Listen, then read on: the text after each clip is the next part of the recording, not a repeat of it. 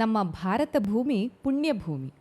ಈ ಭೂಮಿಯನ್ನು ನಾವು ಭಾರತ ಮಾತೆ ಅಂತ ಹೇಳಿ ತಾಯಿಯ ಸ್ಥಾನವನ್ನು ಕೊಟ್ಟು ಪೂಜಿಸಿದವರು.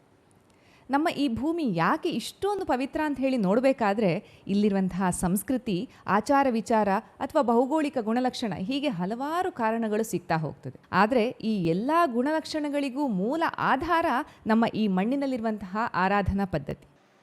ಭೌಗೋಳಿಕವಾಗಿ ನಾವು ದೇವರು, ದೈವ ಅಂತ ಹೇಳಿ ಬೇರೆ ಬೇರೆ ಹೆಸರಿನಲ್ಲಿ ಆರಾಧನೆಯನ್ನು ಮಾಡ್ಕೊಂಡು ಬಂದಿದ್ದೇವೆ. ಈ ಆರಾಧನಾ ಪದ್ಧತಿಯ ಹಿಂದಿರುವಂತಹ ವಿಜ್ಞಾನವನ್ನು ನಾವು ಒಂದ್ಸಲ ಗಮನಿಸಿದರೆ ಆಗ ನಮಗೆ ಈ ಮಣ್ಣಿನ ಶ್ರೇಷ್ಠತೆ ಏನು, ನಮ್ಮ ಆರಾಧನಾ ಪದ್ಧತಿಯ ಒಂದು ಪವಿತ್ರತೆ ಏನು ಅಂತ ಹೇಳುವಂಥದ್ದು ಅರ್ಥ ಆಗ್ತದೆ. ಅಂದರೆ ವಿಜ್ಞಾನ ಈಗ ನಾವು ಏನನ್ನು ಆವಿಷ್ಕಾರ ಮಾಡಿದ್ದೇವೆ ಅಂತ ಹೇಳ್ತಾ ಇದ್ದಾರೋ ಅದನ್ನು ನಮ್ಮ ಪೂರ್ವಜರು ಆ ಕಾಲದಲ್ಲೇ ಆರಾಧನಾ ಪದ್ಧತಿ ಅಥವಾ ಆಚಾರ ವಿಚಾರಗಳು ಅಂತ ಹೇಳುವಂತಹ ಹೆಸರಿನಲ್ಲಿ ನಮಗೆ ಇದರ ಮೊದಲೇ ತಿಳಿಸ್ಕೊಟ್ಟಿದ್ದಾರೆ. ಹೀಗಾಗಿ ಈ ಆರಾಧನೆಗಳೆಲ್ಲ ನಡೀತಾ ಇರುವಂತಹ ಸ್ಥಳ ಅಥವಾ ದೇವಸ್ಥಾನ ಅಂತ ಹೇಳಬೇಕಾದ್ರೆ ಅದೊಂದು ಶಕ್ತಿಯ ಕೇಂದ್ರ. ಅಲ್ಲಿ ನಡೆಯುವಂತಹ ಪೂಜೆ ಅಥವಾ ಎಲ್ಲ ಚಟುವಟಿಕೆಗಳಿಂದ ನಮಗೆ ಮಾನಸಿಕವಾಗಿಯೂ ದೈಹಿಕವಾಗಿಯೂ ಹಲವಾರು ಲಾಭಗಳು ಸಿಗ್ತದೆ. ಹಾಗಾಗಿಯೇ ನಮ್ಮ ತಂಡ ಇಂತಹ ಹಲವಾರು ದೇವಸ್ಥಾನಗಳ ಇತಿಹಾಸವನ್ನು ಕೆದಕುವಂತಹ ಒಂದು ಆಸಕ್ತಿಯನ್ನ ಹೊಂದಿದೆ. ಅಂಥದ್ದೇ ಒಂದು ಪುರಾತನ ದೇವಸ್ಥಾನ ಕೇರಳದ ತ್ರಿಶೂರ್ನಲ್ಲಿರುವಂತಹ ವಡಕ್ಕುನಾಥನ್ ದೇವಸ್ಥಾನದ ಬಗ್ಗೆ ಒಂದಷ್ಟು ವಿಷಯಗಳನ್ನು ನಾವಿವತ್ತು ನೋಡೋಣ.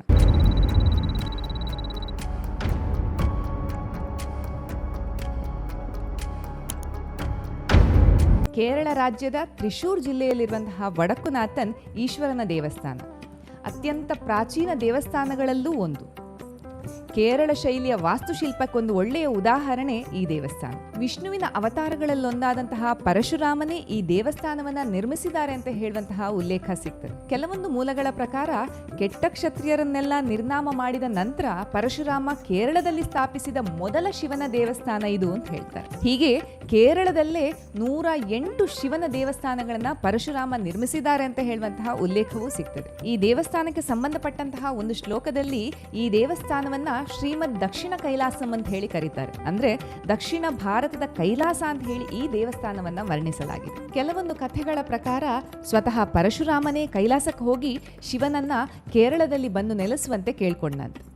ಅದಕ್ಕೊಪ್ಪಿದ ಶಿವ ಪಾರ್ವತಿ, ಗಣೇಶ, ಸುಬ್ರಹ್ಮಣ್ಯನ ಜೊತೆಗೆ ಆ ಪ್ರದೇಶದಲ್ಲಿರುವಂತಹ ಒಂದು ಆಲದ ಮರದ ಕೆಳಗಡೆ ಒಂದು ಲಿಂಗದ ರೂಪದಲ್ಲಿ ಬಂದು ನೆಲೆಸಿದ್ರು ಅಂತ ಹೇಳ್ತಾರೆ. ಈಗಲೂ ಆ ಆಲದ ಮರ ಅಲ್ಲೇ ಇದ್ದು ಅದನ್ನ ಮೂಲ ಸ್ಥಾನ ಅಂತ ಹೇಳಿ ಕರೀತಾರೆ. ಮುಂದೆ ಆಡಳಿತವನ್ನ ನಡೆಸ್ಕೊಂಡು ಬಂದವರು ಅಲ್ಲೊಂದು ಚಂದದ ದೇವಸ್ಥಾನವನ್ನ ನಿರ್ಮಿಸಬೇಕು ಅಂತ ಹೇಳಿ ಆಶಿಸಿ ಆ ಲಿಂಗವನ್ನ ಈಗಿರುವಂತಹ ದೇವಸ್ಥಾನಕ್ಕೆ ಸ್ಥಳಾಂತರ ಮಾಡಿದ್ರು ಅಂತ ಹೇಳ್ತಾರೆ. ಆದ್ರೆ ಆ ಮರದ ಬುಡದಿಂದ ಲಿಂಗವನ್ನ ಸ್ಥಳಾಂತರಿಸಬೇಕಾದ್ರೂ ಹಲವಾರು ಸವಾಲುಗಳು ಎದುರಾಗಿತ್ತಂತೆ. ಕೊನೆಗೆ ಒಂದಷ್ಟು ಪವಾಡಗಳೆಲ್ಲ ನಡೆದು ಮೂಲ ಸ್ಥಾನದಿಂದ ಆ ಲಿಂಗವನ್ನ ಹೊಸ ದೇವಸ್ಥಾನ ಅಥವಾ ಈಗಿರುವಂತಹ ದೇವಸ್ಥಾನದ ಸ್ಥಳಕ್ಕೆ ಸ್ಥಳಾಂತರ ಮಾಡಲಾಯಿತು ಅಂತ ಹೇಳ್ತಾರೆ. ಮೊದಲಿಗೆ ಕೇವಲ ಲಿಂಗವನ್ನ ಮಾತ್ರ ತಂದು ಸ್ಥಾಪನೆಯನ್ನ ಮಾಡಿ ನಂತರ ಆ ಲಿಂಗಕ್ಕೊಂದು ದೇವಸ್ಥಾನವನ್ನ ಕಟ್ಟಲಾಯಿತು ಅಂತಲೂ ಹೇಳ್ತಾರೆ. ಈಗಿರುವಂತಹ ದೇವಸ್ಥಾನದ ಕಟ್ಟಡವನ್ನ ನೋಡ್ಬೇಕಾದ್ರೆ ಅದೊಂದು ಅಂದಾಜು 9 ಅಥವಾ 10ನೇ ಶತಮಾನದಲ್ಲಿ ಕಟ್ಟಿರುವಂತಹ ದೇವಸ್ಥಾನ ಅಂತ ಹೇಳಿ ಅಂದಾಜು ಮಾಡಲಾಗ್ತದೆ. ಈ ದೇವಾಲಯವನ್ನ 9 ಎಕರೆ ಜಾಗದಲ್ಲಿ ನಿರ್ಮಿಸಿದ್ದಾರೆ. ಕಲ್ಲಿನ ಗೋಡೆಗಳಿಂದ ಕೆತ್ತಲಾದಂತಹ ಈ ದೇವಸ್ಥಾನದ 4 ಸುತ್ತಲೂ 4 ಗೋಪುರಗಳಿದೆ. ಪೂರ್ವ ಹಾಗೂ ಪಶ್ಚಿಮದ ಗೋಪುರದಿಂದ ಮಾತ್ರ ಭಕ್ತಾದಿಗಳಿಗೆ ಪ್ರವೇಶ. ವಿಶಾಲವಾದ ಹೊರಾಂಗಣ ಇರುವಂತಹ ಈ ದೇವಸ್ಥಾನದಲ್ಲಿ ಶಿವನನ್ನ 16 ಫೀಟ್ ಎತ್ತರದ ಲಿಂಗದ ರೂಪದಲ್ಲಿ ಪೂಜಿಸಲಾಗ್ತದೆ. ಇಲ್ಲಿ ಶಿವನ ಜೊತೆಗೆ ನಂದಿಯನ್ನು ಪೂಜಿಸಲಾಗ್ತದೆ. ರಾಮದೇವರನ್ನ ಪ್ರತ್ಯೇಕ ಗುಡಿಯಲ್ಲಿ ಪೂಜಿಸಲಾಗ್ತದೆ. ರಾಮದೇವರ ಗುಡಿಯ ಎದುರುಗಡೆ ಹನುಮಂತನನ್ನ ಸ್ಥಾಪಿಸಿ ಹನುಮಂತನಿಗೂ ಪೂಜೆಯನ್ನ ಸಲ್ಲಿಸಲಾಗ್ತದೆ. ಶಿವ ಹಾಗೂ ವಿಷ್ಣುವು 2 ತತ್ವದ ಸಮಾಗಮ ಅಂತ ಹೇಳುವಂತಹ ಶಂಕರನಾರಾಯಣ ದೇವರನ್ನ ಪ್ರತ್ಯೇಕ ಗುಡಿಯಲ್ಲಿ ಪೂಜಿಸಲಾಗ್ತದೆ. 350 ವರ್ಷಗಳಿಗೂ ಹಳೆಯದಾದಂತಹ ನಟರಾಜನ ಒಂದು ಭಿತ್ತಿ ಚಿತ್ರವನ್ನು ಇಲ್ಲಿ ಪೂಜಿಸಲಾಗ್ತದೆ. ಅಡುಗೆ ಕೋಣೆಗೆ ಮುಖ ಮಾಡಿ ಗಣೇಶನ ವಿಗ್ರಹವನ್ನ ಸ್ಥಾಪಿಸಿ ಅಲ್ಲಿ ಗಣೇಶನಿಗೂ ಪೂಜೆಯನ್ನ ಸಲ್ಲಿಸಲಾಗ್ತದೆ. ದೇವಾಲಯದ ಹೊರಗಡೆ ಗೋಪಾಲಕೃಷ್ಣ, ನಂದಿ, ಪರಶುರಾಮ, ಸಿಂಹೋದರ, ಅಯ್ಯಪ್ಪ, ನಾಗದೇವರು, ಶಿವನು ಬೇಟೆಗಾರನಾಗಿರುವಂತಹ ರೂಪವಾದಂತಹ ಬೇಟೆಕಾರನ್, ಆದಿಶಂಕರಾಚಾರ್ಯರು, ದುರ್ಗಾದೇವಿ, ಭದ್ರಕಾಳಿ ಹೀಗೆ ಹಲವಾರು ದೇವರನ್ನ ಪೂಜಿಸಲಾಗ್ತದೆ. ಈ ದೇವಸ್ಥಾನದ ಇತಿಹಾಸವನ್ನ ಮತ್ತೊಂದಷ್ಟು ನೋಡ್ತಾ ಹೋಗಬೇಕಾದ್ರೆ ಆದಿಶಂಕರಾಚಾರ್ಯರಿಗೂ ಈ ದೇವಸ್ಥಾನಕ್ಕೂ ಒಂದು ನಂಟಿದೆ ಅಂತ ಹೇಳುವಂತ ತಿಳಿದು ಬಂತು. ಆದಿಶಂಕರಾಚಾರ್ಯರ ತಂದೆ ತಾಯಿ ಶ್ರೀಗುರು ಹಾಗೂ ಆರ್ಯಾಂಬ ದಂಪತಿಗಳು ಮಕ್ಕಳಿಲ್ಲ ಅಂತ ಹೇಳುವಂತಹ ಕಾರಣಕ್ಕೆ ಇದೇ ದೇವಸ್ಥಾನದಲ್ಲಿ ಅಂದ್ರೆ ಇದೇ ವಡಕ್ಕುನಾಥನ್ ದೇವಸ್ಥಾನಕ್ಕೆ ಬಂದು 41 ದಿನಗಳ ಕಾಲ ಪ್ರಾರ್ಥನೆ ಪೂಜೆಯನ್ನು ಸಲ್ಲಿಸಿದ ನಂತರ ಒಂದು ದಿನ ಶಿವ ಅವರ ಕನಸಲ್ಲಿ ಬರ್ತಾನೆ. ಕನಸಲ್ಲಿ ಬಂದು ಮಕ್ಕಳ ವಿಷಯದಲ್ಲಿ ಒಂದು ಆಯ್ಕೆಯನ್ನ ನೀಡ್ತಾನೆ. ಆ ಆಯ್ಕೆ ಏನು ಅಂತ ನೋಡ್ಬೇಕಾದ್ರೆ ಹೆಚ್ಚು ಆಯಸ್ಸಿರುವಂತಹ ಸಾಮಾನ್ಯ ಮಗು ಬೇಕಾ ಅಥವಾ ಅಸಾಮಾನ್ಯನಾಗಿರುವಂತಹ ಕಡಿಮೆ ಆಯಸ್ಸಿನ ಮಗು ಬೇಕಾ ಅಂತ ಹೇಳಿ ದಂಪತಿಗಳು ಎರಡನೆಯ ಆಯ್ಕೆ ಅಂದ್ರೆ ಅಸಾಮಾನ್ಯವಾದಂತಹ ಮಗುವಿಗಾಗಿ ಕೇಳ್ಕೊಂಡ್ರು. ನಂತರ ಹುಟ್ಟಿದಂತಹ ಮಗುವಿಗೆ ಶಂಕರ ಅಂತ ಹೇಳಿ ಹೆಸರಿಟ್ರು. ಈ ಶಂಕರನೇ ಮುಂದೆ ಲೋಕ ಸಂಚಾರವನ್ನ ಮಾಡಿ ಧರ್ಮವನ್ನ ಪುನರುತ್ಥಾನಗೊಳಿಸಿ ದೈವಿಕತೆಯನ್ನ ಸಾಧಿಸಿಕೊಂಡು ಆದಿಮಾತೆಯಾದಂತಹ ಮೂಕಾಂಬಿಕೆಯನ್ನ ಕೇರಳಕ್ಕೆ ತರುವಂತಹ ಪ್ರಯತ್ನದಲ್ಲಿ ಕೊಲ್ಲೂರಿನಲ್ಲಿ ಸ್ಥಾಪಿಸಿರುವಂತಹ ಹಲವಾರು ಕಥೆಗಳನ್ನು ನಾವು ಕೇಳಿದ್ದೇವೆ. ಹೀಗೆ ಶಂಕರಾಚಾರ್ಯರು ಶಿವನ ಅನುಗ್ರಹದಿಂದಲೇ ಹುಟ್ಟಿದ್ರು ಅಂತ ಹೇಳುವಂತಹ ಕತೆ. ಹಾಗಾಗಿಯೇ ಶಂಕರಾಚಾರ್ಯರನ್ನ ಶಿವನ ಇನ್ನೊಂದು ಅವತಾರ ಅಂತ ಹೇಳಿ ಕೂಡ ಕರೀತಾರೆ. ಮುಂದೆ ಶಂಕರಾಚಾರ್ಯರು ಇದೇ ವಡಕುನಾಥನ ದೇವಸ್ಥಾನದಲ್ಲಿ ವಿದೇಹ ಮುಕ್ತಿಯನ್ನ ಹೊಂದಿದ್ರು. ಅಂದ್ರೆ ದೇಹವನ್ನ ತ್ಯಜಿಸಿ ಶಿವನಲ್ಲಿ ಐಕ್ಯರಾದ್ರು ಅಂತ ಹೇಳುವಂತಹ ಮಾಹಿತಿಯೂ ಸಿಗ್ತದೆ. ಈ ದೇವಸ್ಥಾನದಲ್ಲಿ ಬಹಳ ವಿಶೇಷ ಅಥವಾ ಪವಾಡ ಅಂತಲೇ ಕರಿಬಹುದು ಅಂತಹ ಒಂದು ಸಂಗತಿ ನಡೀತದೆ. ಅದು ಏನು ಅಂತ ಹೇಳಿದ್ರೆ, ಬಹಳ ಪುರಾತನ ಕಾಲದಿಂದಲೂ ಈ ದೇವಸ್ಥಾನದಲ್ಲಿ ಲಿಂಗಕ್ಕೆ ತುಪ್ಪದ ಅಭಿಷೇಕವನ್ನ ಮಾಡುವಂತಹ ಪದ್ಧತಿ. ಹೀಗೆ ಅಭಿಷೇಕ ಮಾಡಿರುವಂತಹ ತುಪ್ಪವನ್ನ ತೆಗೆಯುವಂತಹ ಕ್ರಮ ಇಲ್ಲ. ಅದು ಲಿಂಗದ ಮೇಲೆ ಒಂದು ದಿಬ್ಬದ ರೀತಿಯಲ್ಲಿ ನೋಡ್ಲಿಕ್ಕೆ ಸಿಗ್ತದಂತೆ. ಶತಮಾನಗಳಿಂದಲೂ ಈ ತುಪ್ಪದ ದಿಬ್ಬ ಹಾಗೆ ಇದ್ದು ವಾತಾವರಣದಲ್ಲಿ ಎಷ್ಟೇ ಉಷ್ಣತೆ ಹೆಚ್ಚಾದ್ರೂ ಆ ತುಪ್ಪ ಮಾತ್ರ ಕರಗೋದಿಲ್ಲ. ಹೀಗೆ ಅಭಿಷೇಕ ಮಾಡುವಾಗ ಏನಾದ್ರೂ ತುಪ್ಪ ಕೆಳಗಡೆ ಬಿದ್ರೆ ಅದನ್ನ ಮಾತ್ರ ಪ್ರಸಾದ ಅಂತ ಹೇಳಿ ಹಂಚಲಾಗ್ತದೆ. ಸಾಮಾನ್ಯವಾಗಿ ತುಪ್ಪ ಹಳೇದಾಗಬೇಕಾದ್ರೆ ಅದರ ಸ್ಮೆಲ್ ಚೇಂಜ್ ಆಗ್ತದೆ ಅಥವಾ ಪರಿಮಳ ಬದಲಾಗ್ತದೆ.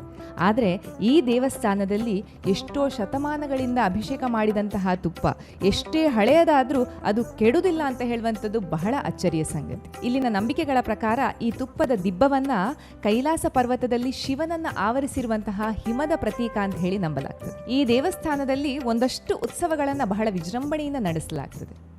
ಅದರಲ್ಲಿ ಶಿವರಾತ್ರಿಯೂ ಒಂದು. ಈ ದಿನ ದೇವಾಲಯದಲ್ಲಿ 1 ಲಕ್ಷಕ್ಕೂ ಹೆಚ್ಚು ಹಣತೆಗಳನ್ನು ಹಚ್ಚಲಾಗ್ತದೆ. ಇಡೀ ದಿನ ತುಪ್ಪ ಹಾಗೂ ಸಿಯಾಳದಿಂದ ಲಿಂಗಕ್ಕೆ ಅಭಿಷೇಕವನ್ನೂ ಮಾಡ್ತಾರೆ.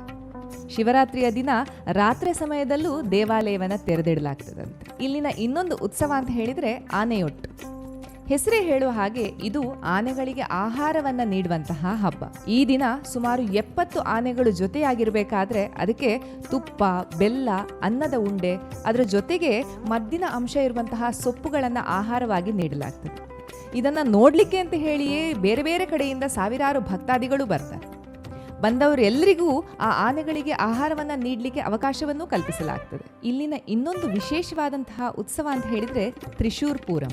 ಇದರಲ್ಲಿ ಒಟ್ಟು 8 ದೇವಾಲಯಗಳು ಒಟ್ಟಿಗೆ ಸೇರಿ ಆಚರಿಸುವಂತಹ ವಿಶೇಷ ಹಬ್ಬ. ಈ ಉತ್ಸವದಲ್ಲಿ ಅಲಂಕರಿಸಿದ ಆನೆಗಳನ್ನ ಮೆರವಣಿಗೆಯ ಮೂಲಕ ಕರ್ಕೊಂಡು ಬಂದು ಅದರ ಜೊತೆಗೆ ಹಲವಾರು ಧಾರ್ಮಿಕ ಆಚರಣೆಗಳನ್ನೆಲ್ಲ ಒಳಗೊಂಡಿರುವಂತಹ ಒಂದು ದಿನ. ಈ ದೇವಾಲಯದ ವಾಸ್ತುಶಿಲ್ಪ ಬಹಳ ವಿಶೇಷವಾದದ್ದು. 2015ನೇ ಇಸ್ವಿಯಲ್ಲಿ ಯುನೆಸ್ಕೋದಿಂದ ನೀಡಲಾಗುವಂತಹ ಏಷ್ಯಾ ಪ್ಯಾಸಿಫಿಕ್ ಹೆರಿಟೇಜ್ ಅವಾರ್ಡ್ ಅನ್ನು ಕೂಡ ನೀಡಿ ಗೌರವಿಸಲಾಗಿದೆ. ದೇವರ ನಾಡು ಅಂತ ಹೇಳಿ ಕರೆಸಿಕೊಳ್ಳುವಂತಹ ಕೇರಳದಲ್ಲಿ ಇಂತಹ ಹಲವಾರು ದೇವಾಲಯಗಳು ವಿವಿಧ ನಂಬಿಕೆಗಳಿಂದ ಅತ್ಯಂತ ಶ್ರದ್ಧಾಭಕ್ತಿಯಿಂದ ಇವತ್ತಿಗೂ ಪೂಜಿಸಲ್ಪಡ್ತಾ ಇದೆ. ನಮ್ಮ ಭಾರತದ ಭೂಮಿ ಇಂತಹ ದೇವಾಲಯಗಳಿಂದ ಪುಣ್ಯ ಭೂಮಿಯಾಗಿ ಗತಕಾಲದಿಂದಲೂ ಭಾರತ ಮಾತೆಯಾಗಿ ಪೂಜಿಸಲ್ಪಡ್ತಾ ಇದ್ದಾಳೆ. ಇಂತಹ ದೇವಸ್ಥಾನಗಳೇ ನಮ್ಮ ಶಕ್ತಿ ಕೇಂದ್ರ. ಆ ಶಕ್ತಿ ಕೇಂದ್ರವೇ ನಮ್ಮ ದೇಶದ ನಿಜವಾದ ಅಸ್ಮಿತೆ ಅಂತ ಹೇಳ್ತಾ ಇನ್ನೊಂದು ಇಂಟ್ರೆಸ್ಟಿಂಗ್ ವಿಷಯವನ್ನ ಮುಂದಿನ ವಿಡಿಯೋದಲ್ಲಿ ನಿಮ್ಮೊಂದಿಗೆ ಹಂಚಿಕೊಳ್ಳಿಕ್ಕೆ ಬರ್ತೇವೆ ಟೀಮ್ ಅನರ್ಥಿಂಗ್ ಅನ್ವೇಷಣೆಯಲ್ಲಿ. ಈ ವಿಡಿಯೋ ನಿಮಗೆ ಇಷ್ಟ ಆಗಿದ್ದಲ್ಲಿ please like, share and subscribe.